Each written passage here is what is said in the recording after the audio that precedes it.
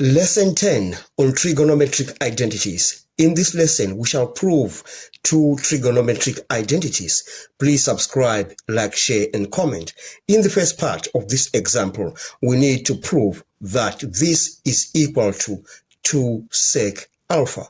Now, let's consider the left-hand side of this identity, and we look for the lowest common denominator, and it is cos alpha into sine alpha plus 1. So we are considering the left hand side.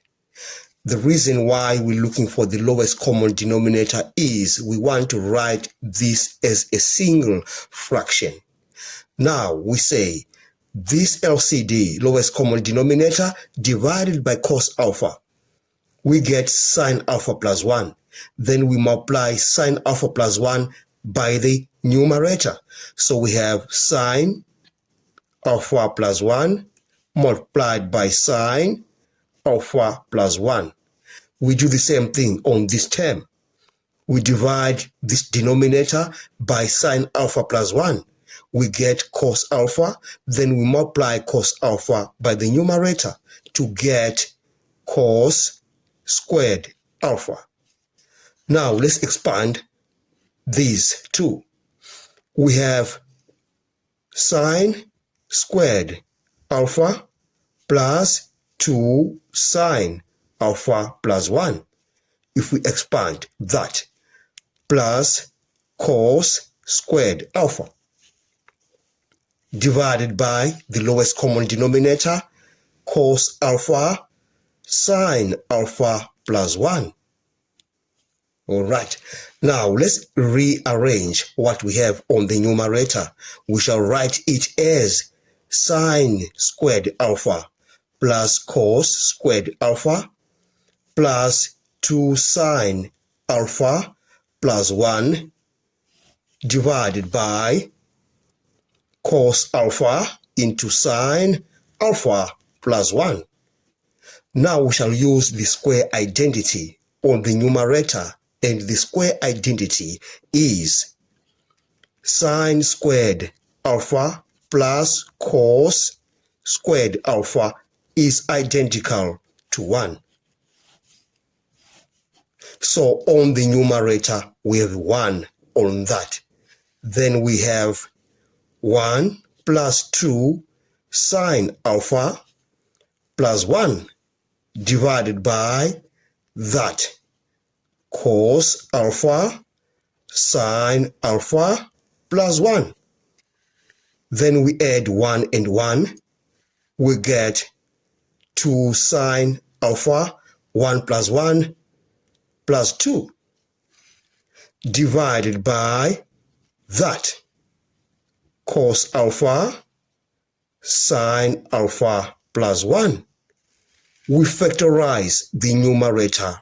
We get 2 sine alpha plus 1 divided by cos alpha sine alpha plus 1. These two shall cancel each other, and then we remain with 2 over cos alpha. And that is the same thing as 2 sec alpha. Then we say the left-hand side is identical to the right-hand side. We are done with this part.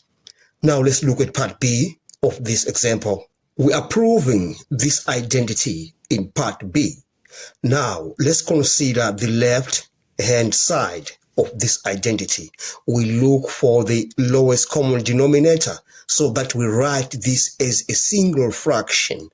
Then we say the LCD, the lowest common denominator, is sine theta minus 1 multiplied by sine theta plus 1. Okay, now we divide this by sine theta minus 1, we get that. We multiply sine theta plus 1 by the numerator. Then we have sine theta plus 1. We do the same thing on this term. You divide this by that, you get sine theta minus 1.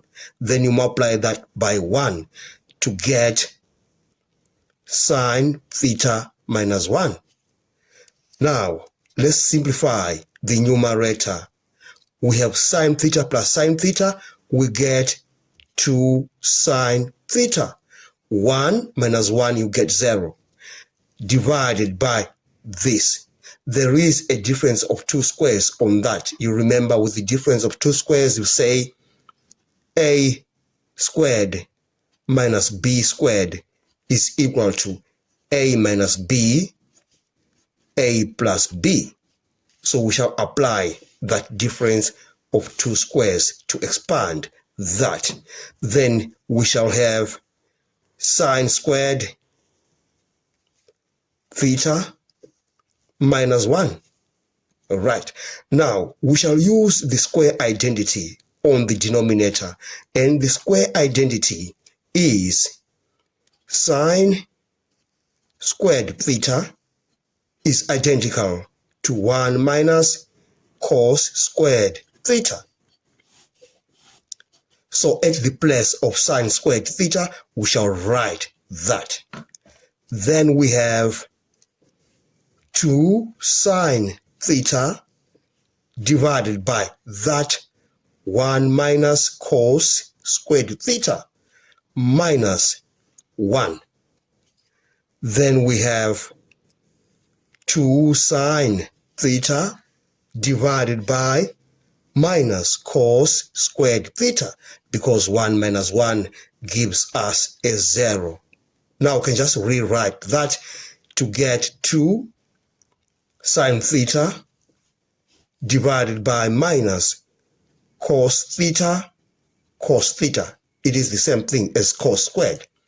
But you know, tan theta is equal to sine theta over cos theta.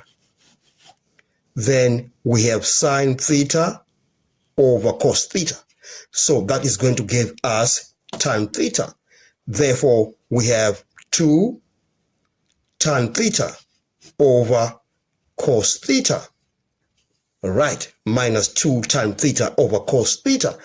Then we say the left-hand side is identical to the right-hand side.